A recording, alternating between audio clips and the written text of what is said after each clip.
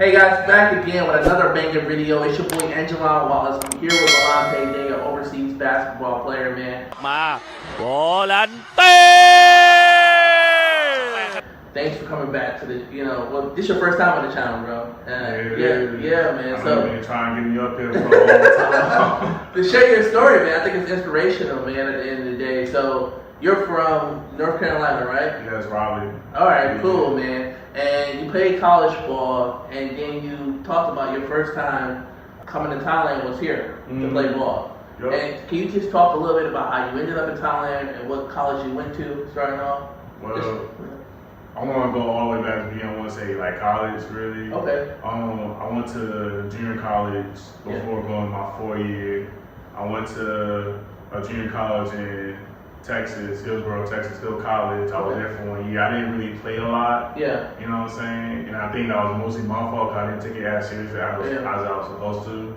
And then like after that one school year, I transferred to back to my hometown, Raleigh, North Carolina. Went to Wake Tech Community College, and that's when like steps was like starting to pick up. I was starting to like get better at the game. I was starting to understand it more and like build myself up. Yeah. You know, I was basically the first all 6 men on the team. All right. I want to say, you know what I'm saying? It was a good experience. That was probably like my best college year. Yeah. Like if I look back on it. Yep.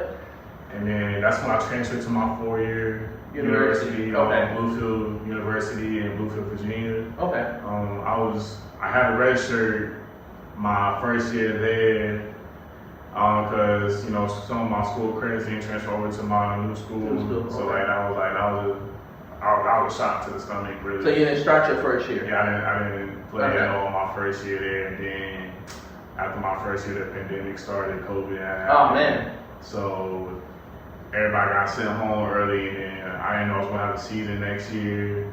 And then I remember my coach telling me, we're going to end up having a season, but it's going to like be, so we're going to social distance thing, basically. And I just remember that year during the pandemic, right? Yeah. I played half the season. Okay. The reason being, I had caught COVID prior to like, I want to say like a couple weeks prior to the season starting. Yeah. And then we had to like, I remember it wasn't just me, it was me and a couple of my teammates. We had quarantine for like 2 weeks. Yeah. And then I think the school had a return to play policy where you had to like go through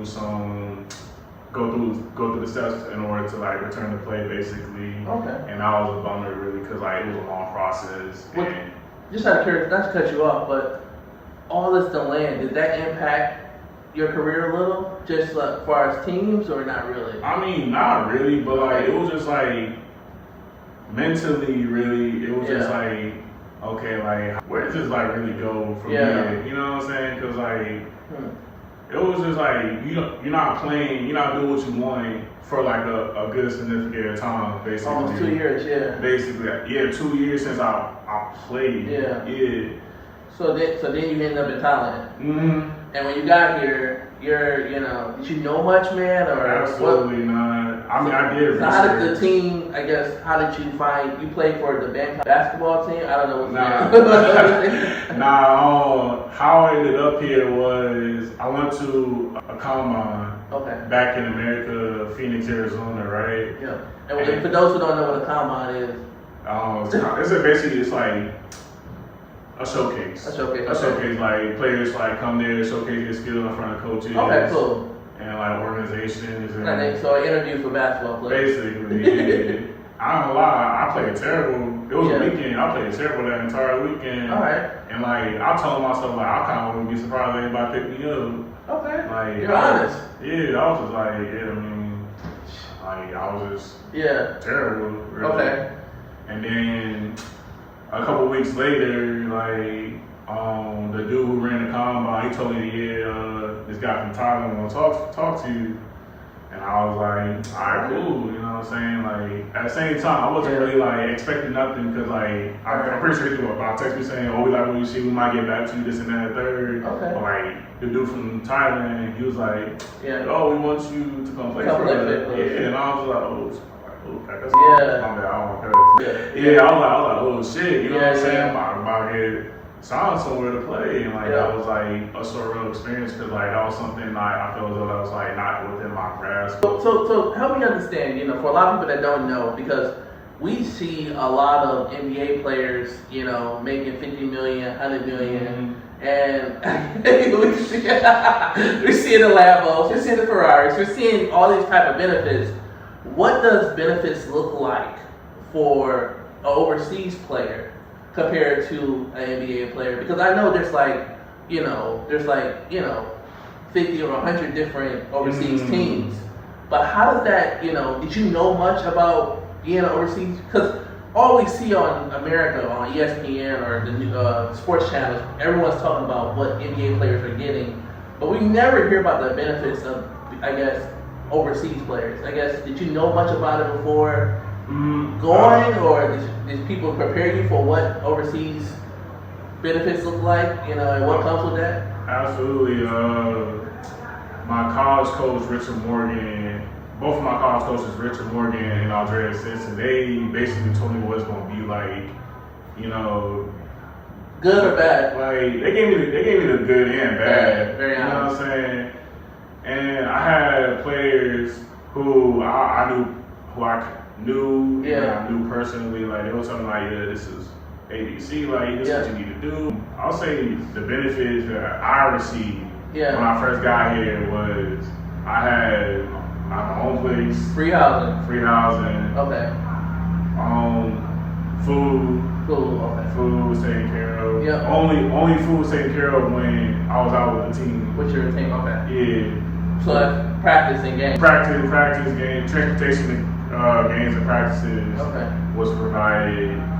Yeah, because that's how we first met. Mm-hmm. I met you at the Hilton Hotel in Pattaya. I was like, what up, brother? Yeah, because like, honestly, we wasn't even there for a game. We was just like on vacation, basically. Yeah, right. Like, little, like, get together with the whole club. Yeah. Transportation, food, housing, like, that was all taken care of. And, like, that's kind of all I really needed. Yeah. You know what I'm saying? Especially in Bangkok, because, like, I never left America before coming here. Right. So, okay. Just out of curiosity, from your knowledge, far as overseas salaries, how does that work? I don't want to know your personal information. Okay. But I want to know, like, how do payment work when as an overseas player, like from low to highest? Do players negotiate? Is it based off of their number of points, their titles, their stats? What is that? How does that work? Just out of curiosity. For me, when I first got here, right? Yeah. They just gave me like the safe number. You know what I'm saying? Because I didn't have no prior experience playing overseas. Okay. But after like being in Thailand for a number of months for a certain amount of time, right? I met players who have negotiated like high prices because like. What does the number like a high price look like? Like. So give me a number and I'll tell you. I mean, for me, I think I think a high price overseas, I think 50,000 is a high price when you're looking at third world countries. So I think I think 50,000 in Thailand is equivalent to almost 100,000 baht or something like that, or more than 100,000 baht. Yeah, so I think that's like. I don't think you'll ever see any overseas basketball player make 50K USD here in Thailand. Here in Thailand. You won't. Okay. I don't think you'll ever see that. You know what I'm saying? Right. Not to take a shot at the Thailand basketball, but you won't see it. But I think 50,000 a year is roughly like 2,000 a month or something like that, or. I'll say in Thailand, it really about what the organization you play for and the performance you put on during the game. Okay, got it. Yeah. So I guess when you got to Thailand, was everything what it was, or like was it magical? Like were you like shit? Like were you excited? I mean, as far as basketball goes, everything that was promised, was it promised? I got here. My first trip to Thailand. I got here September 2023, right? Yeah. Okay. From September 2023 up until December of that year, right? Everything was promised across the board, right? Okay. Like when I asked the question, they told me straight up, and like, you know, they didn't sugarcoat nothing because like they wanted me to have a good experience with the team I was playing for. They wanted me to have a good experience. After those couple of months, right? Like I think that's when everything was starting to go up and down for me. Okay. I didn't really have a clear direction about what I was doing because I never had like I said earlier, I never had no experience like with this overseas basketball. So you mean you didn't have a clear direction of like contract or your future in the team or? Well, I was just taking like people just telling me like what they wanted. Like after the time I had with my first team, right? Yeah.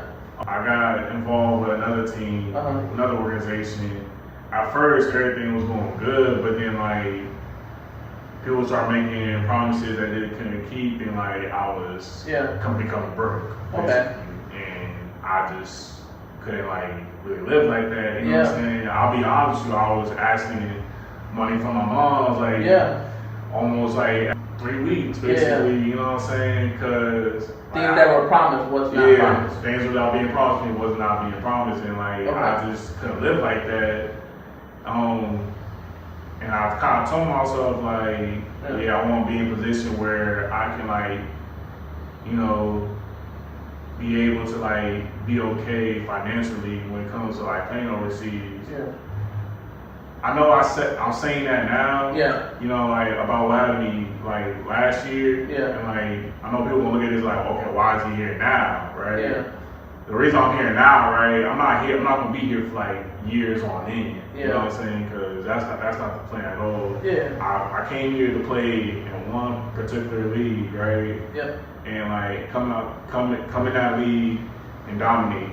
Yep. You know what I'm saying? And get the exposure that I set myself up to like have in order to like go somewhere else. I'm just curious, going back to the financial situation. If you knew what you knew now, would you stress to a lot of overseas basketball players to start working on additional streams of income before they play overseas? Or would you, I mean, I don't know if they would have the time to do it, but would you recommend it, or do you recommend them to save a certain amount of money to make sure that they have backup emergency funds? I'm just curious. I would say yes to all those things. They said like all the above, because like absolutely you should have money saved prior to coming to a new country, regardless. You know what I'm saying? And then as far as like the side hustles go, like absolutely, because like you got time. I mean you got time on your hands, and like you want to also show like the general public, like, you know, more than just like a basketball player. You know, I can coach, I can train. You know what I'm saying? Like, well, you started hustling. I remember you started picking up coaching jobs. I mean, barely coaching job. Let's say that. You're very modest, man. You know what I'm saying? You're super modest. You made it happen. You picked up some coaching jobs here, and barely, but like it wasn't like I wasn't like stamped. You know what I'm saying? Like these other guys out here. What in regards to the side hustles? What can you walk people? What's your schedule usually like? Because it seems like you do have a lot of flexibility and time to really just do your own thing on the side. What's your schedule like with playing basketball overseas? Like, what does practice look like for you? The team that I'm signed to right now, our practices are Saturday and Sunday. And my routine, basically, I just wake up, get breakfast 7-Eleven, and you can't go wrong with that. Yeah. And then, like, head to the gym, like, either Muscle Factory or Jets. I'm gonna start going to Jets now. Okay. Muscle Factory be too high. And the team play for that? I paid for that, really. Okay. Yeah. I nothing wrong with that. Like, I go work out, come back here, I chill for a bit. Either I order something for lunch, or I might go out for lunch. Okay. And then like second workout late afternoon, and then after my second workout, I eat dinner, and then my day is done. Basically my routine. So you really got a lot of time on your. You would say athletes have a lot of time on their hand here in Thailand, to make some things happen on the side. You know, if that was in their ambition. The other basketball players who I do know, like they gotta worry about themselves too. You know what I'm saying? And they move a lot. I mean, like the guys I met with you said one of your guys is already in China. So it's crazy. Like I guess the power of relationships are not really steady here. Yeah, I mean I still keep in touch with those guys, but they're they do the little thing. I'm not gonna sit around beg them like yo. Come out of Thailand or like meet me out here. I mean like they do their own thing, you know what I'm saying? Do overseas basketball players have fines? Like hypothetically, you're late to practice or you miss a game. It depends on the contract you sign. I know on my contract, if I miss a certain amount of practices, I'll get fined. Okay. You know what I'm saying? Or like in the games, like they'll fine you for like doing something stupid. Even in Thailand. Yeah, like for fighting or like throwing up. Yeah, so you come all the way from North Carolina, come from Texas, and basketball players are extremely attractive to women. So you're LeBron James of Bangkok. Wait, hold on. I know where this is about to go. I'm just curious, in a more professional matter, what has dating been like here for you in Thailand? Actually, before I came to Thailand, this girl from here actually followed me on Instagram, which was interesting. Okay. Cause I was like, okay, like I'm already getting fans out here, you know what I'm saying? So, but now I remember me and her was just messaging. I asked her like, so what's the dating scene like out there? You know what I'm saying? I ask these questions. Yep. Yeah, I was gonna ask these questions regardless. And like she said, it's like it depends on what you make it. You know what I mean? You can be out here be a playboy, you can be a lover boy basically out here. Yeah. I mean, during my entire time here, right? Yeah. No relationships. Okay. So I'll be straight up. You didn't have time for it. You didn't have much time. And then I just came to the conclusion when it comes to dating out here, I'm just selfish. Yeah. I love myself too much in order for me to love somebody else. Okay. And also I don't live here. Yeah. You know what I'm saying? So you didn't see yourself really staying here long term. You didn't want to get anything serious. You didn't see yourself living I have thought about moving here. Yeah. You know what I'm saying? And going back to the dating scene, there's only been one girl who I would say yo, I want to make her mine. I'll date her or put her in her and I don't know, girl. If she watching, she know who she is. Hollywood. Pretty little. And my friends know who she is too, so I ain't tripping off that. Yeah. So I'm just curious. All right, I just want to I gotta get really detailed. Financially, dating in North Carolina. All right, just hypothetically, if you went on a date in North Carolina, what does that look like cost-wise compared to a date in Thailand? Let's just say hypothetically, you go to your average, restaurant, like an Olive Garden or a Fridays, and that's compared to, your typical Thai restaurant here. I mean, what does that look like price-wise? 2 people, dinner, dessert, drinks, alcohol. What is that bill looking like hypothetically in North Carolina? Bills, drinks, estimate-wise. Depends on where you're going. Over 100, sure. Oh, absolutely. And then here, it's $10. $10, $15 for 2 people. Yeah. So what was your thought process when you first got here and you saw the cost of just going out with someone only cost you $10 to $15? You know what's crazy? I feel like a millionaire. Because when I saw the conversion rate between Thai baht and US dollar, I'm okay, I'm gonna be living good. You know what I'm saying? I could live with it. I'll be at the pound. I could live with this. Yeah. You know what I'm saying? There were times where I was just well, at first I wasn't really realizing I was splurging. Thinking I was hot shit. That happens. Yeah. And then I can't. Then as time went on, I was oh shit, let me chill out. But I'll tell people this: if they come in, stuff here is super cheap. Yeah. You know what I'm saying?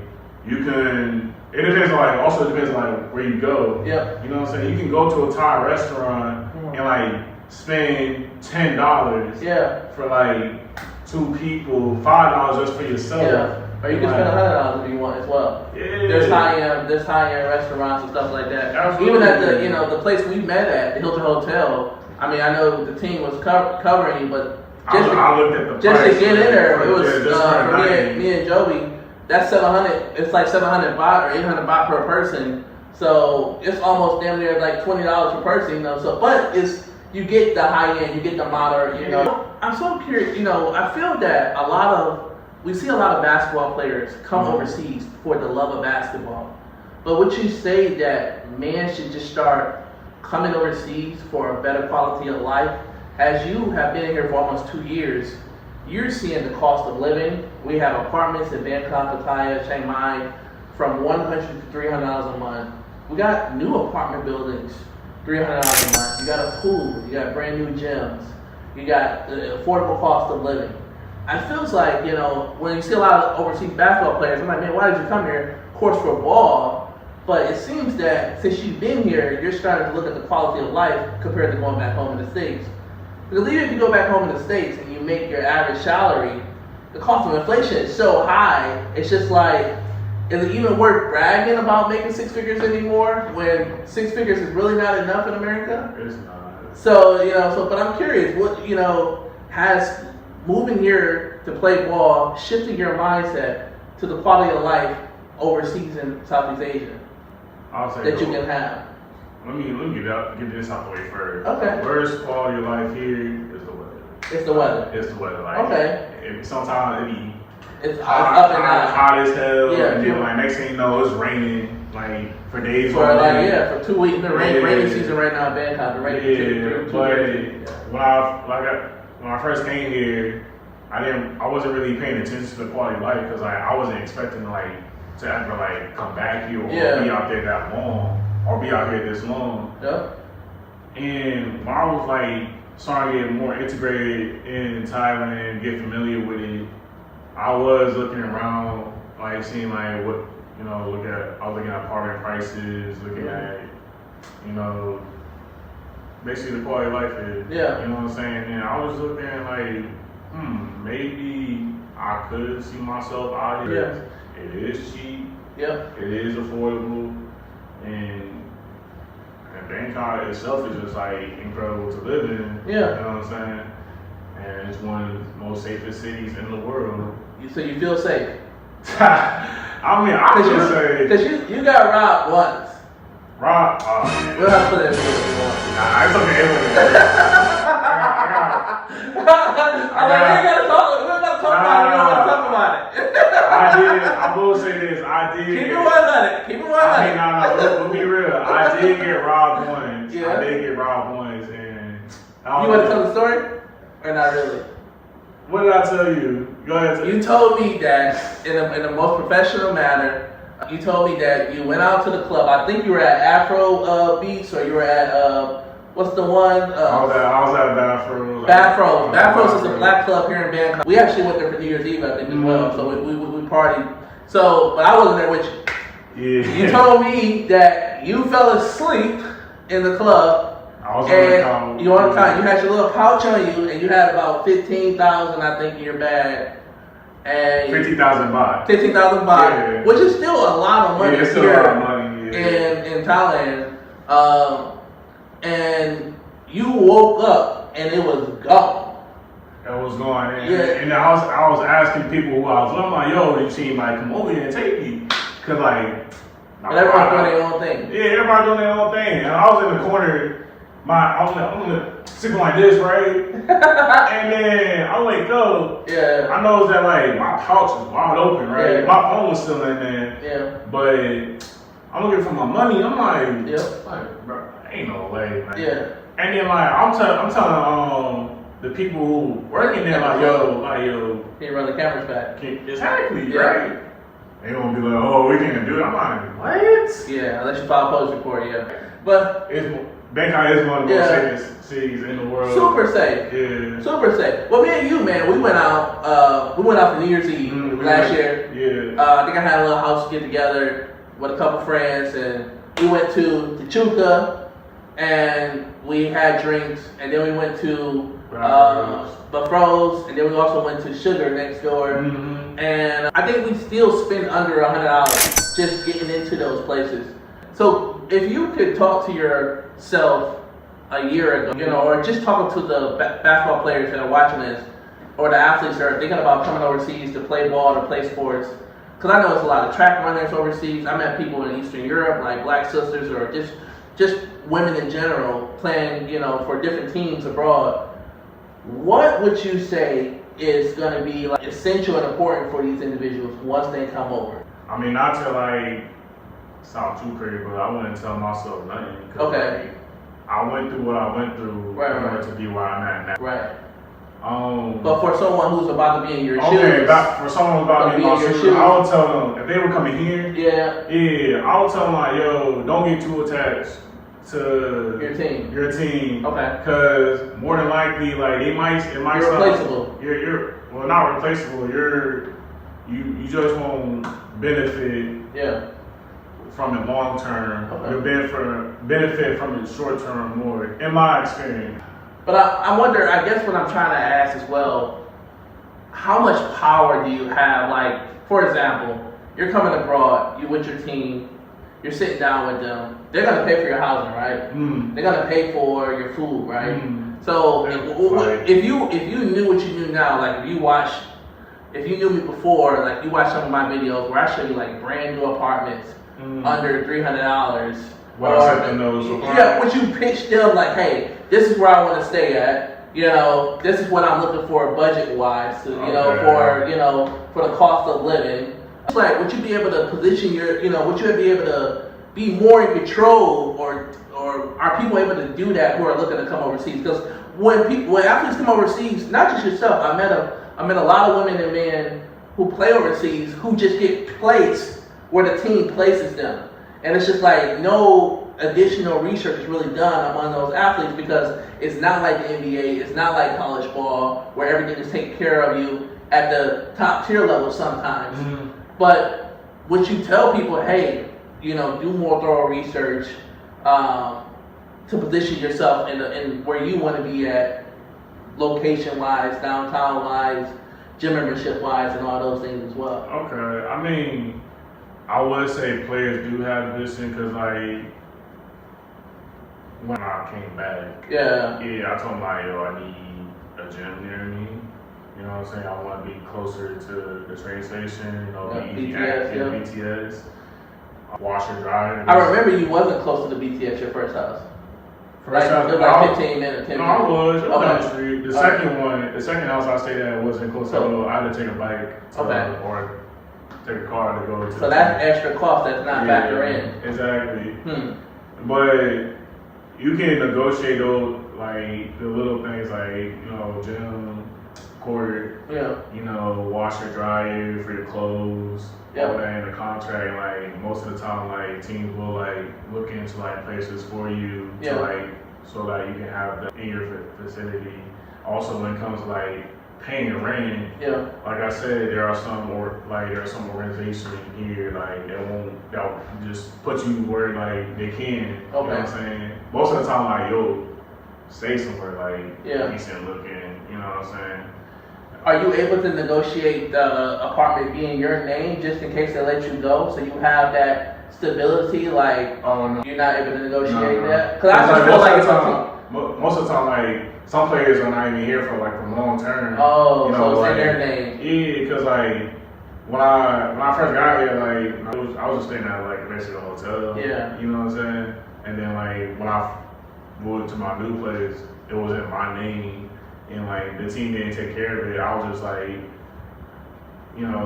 when I got paid my salary every month, I could pay rent. Yeah. You know what I'm saying? I just feel it seems more, I don't know, if you see yourself playing for multiple teams in a certain country, it just seems more stable to have your own place. Right. And, they give you a stipend to pay for that, just in case, because if they let you go whenever you want, the process of moving here with traffic is hell. It's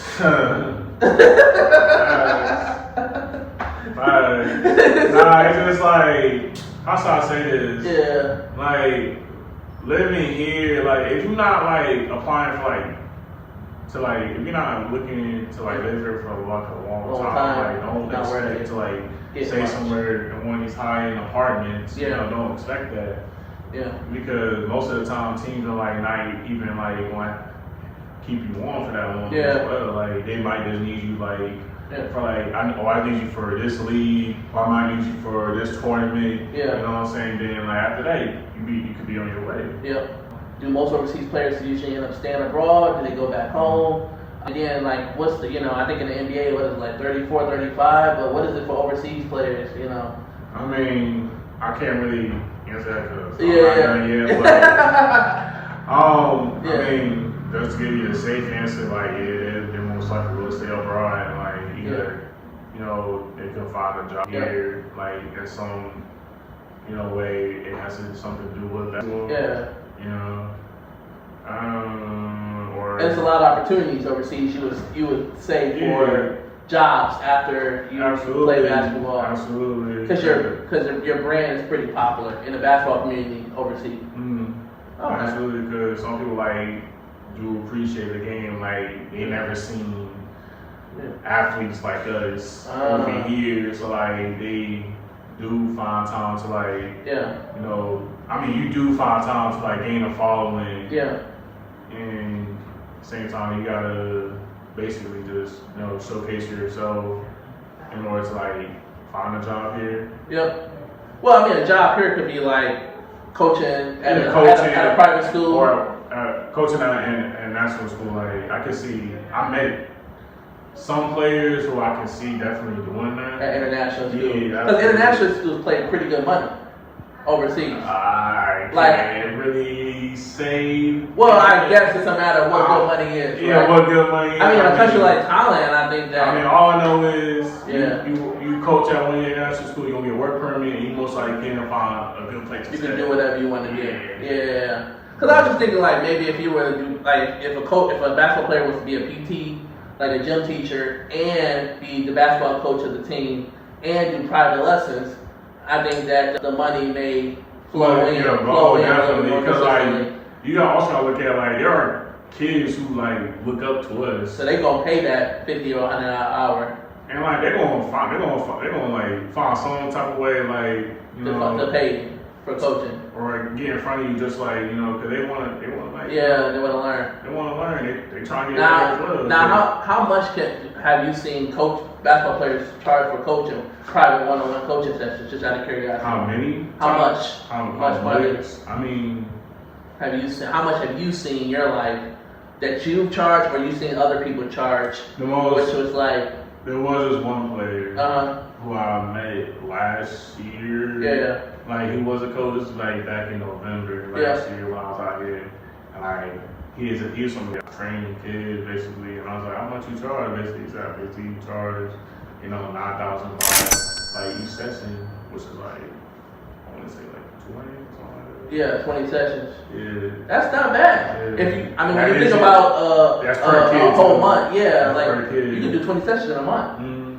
Damn, that's good. Nah, for him, yeah. Nah, be 100. If you want to keep it 100, some of these kids ain't going. I mean, some ain't going to the NBA. Some ain't got it, really, do they? Absolutely. But you can tell who got it, who don't got it. Yeah, but at the same time, like, if they got that aspiration, like, they can, shit, I'm going to do what I can to help you. Shit, you turn people into Michael Jordan. Could be. It could be my little Michael Jordan, LeBron prodigy. Prodigy. Okay, good, man. All right, so one thing I want to ask you, man, what visa did they put you on when you came overseas? Was it a work permit, or did you get like a student visa, or how did that work as well? Right now I'm currently on a tourist visa because I don't plan on being on here that long. Yeah. Okay. I mean, I know guys who I play with, they're here on work visas. Yeah. They're on work visa because like, they're part of the organization, like they'll give you the contract to get the work visa, you know what I'm saying? Yeah. So that's basically the gist of it. All right. You know what I'm saying? If you plan on, eventually, like, once you get the work permit, you're most likely going to be able to live here. Yeah. You know what I'm saying? You can use that to your advantage. Yeah. And you get full Yeah. But I don't plan on doing that because I don't plan on being here long That term. long. Yeah. And you also get full healthcare benefits as well. Mm. Now, at one point, you were thinking about going to Taiwan. No, I was thinking about going to Philippines. Philippines. Yeah, it was the Philippines. Opportunity. Yeah. Maybe still, you know. Maybe. It's up in the air. Let's just say that. It's always up in the air. That's what I'm talking to you. You ended up on another team. All I know is I don't plan on being in Thailand as long as I did last time. I don't plan on that. Okay. And what's the, just out of curiosity, what's the motivation? You just feel like you want to go where the money's better, where you got more control, or you're just... I mean, I'll say this because last time in Thailand, it reminded me of my first year in college. I didn't take it that seriously. I wasn't going to the gym. I wasn't really working on my game like that. But ever since I went back home last year, December, and I was like in the gym constantly and like just trying to get better at my craft. And then I told myself like, the team that wanted me to bring it back, like it was like, it wants you back for this. And I was like, all right, cool, like, you know what I'm saying? That's like another step I gotta take. Yeah. But like I just said earlier, like I do see myself going somewhere after this. Yeah. You know what I'm saying? I don't know where. Ball. Yeah, I don't know where. Yep. But that's good, man. Yeah, but that's the goal. To like position myself in a different after the season's over with. Okay. Just out of curiosity, have you felt any racism here in Thailand? Funny story. All right. I was at Sugar and this Thai woman called me the N-word. Okay. Like, did she say it with the ER or the... Like with the GA, yeah. With the GA? Yeah, she's like it was cool. And don't get me wrong, like I wasn't like really mad. Yeah. But at the same time, I had like that caught me off guard. It was like my second month out here, my first time. Yeah. Yeah, and it was just like I don't think you can say that. Yeah. Like, but then again, that wasn't like the last time I heard like a Thai person use the N-word like so casually. Yeah. And it was just like, okay, so I wish like they had like an understanding on like why like that's not like okay to say. Yeah. But they don't even know, like, they don't know much about our black history, our American. They don't know who Martin Luther King is. Some people don't know. They don't really know who Malcolm X is, you know, like, they don't really know about Boys in the Hood, the Wood, you know, so they're not really familiar with black culture or black slavery. But I'm just, even like, you're tall, man. What are you, 6 what? I'm 6'6" and a half. You 6'6" and a half? 6'7", give or take. 6'7", yeah. I'm 6'5" as well. And my girlfriend left. But anyways, going back to, you're so tall, I'm sure you're getting stares all the time when you walk into a store. So do you feel like that's curiosity, or it's just like people think you should kill O'Neal, or what? Because you're tall compared to the average Thai man. I mean, yeah, because average time is like, what, 5? I don't know. It's short, man. They're like 5'4", yeah. I only met like 3 Thai people out here who's like taller than me. Right. And like they have a national basketball team here. So you're getting stares. Yeah, absolutely. But for the height, you think, or just the curiosity? I mean, both. Yeah. Both. Yeah. And I mean, do you get that a lot with the black community here? I mean, there's a lot of love and support.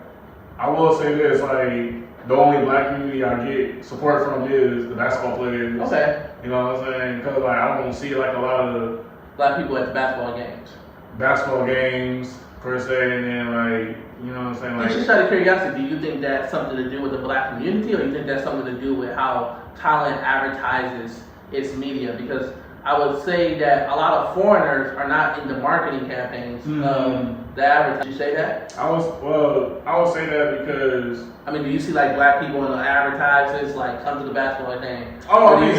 come. You see black people in the marketing. Yeah, I mean, not besides the people not on the team. Yeah. Okay. I see that like. So you'll see a row of black people. Well, now, like,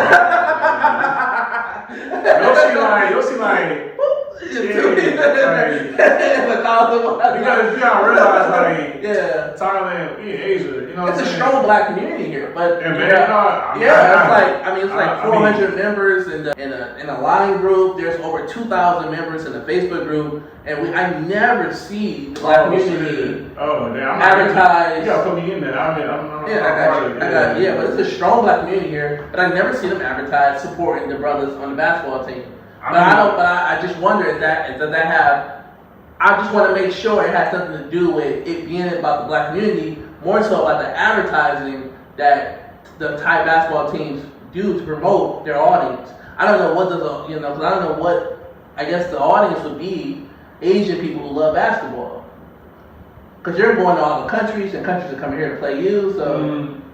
I mean, I would say this, like,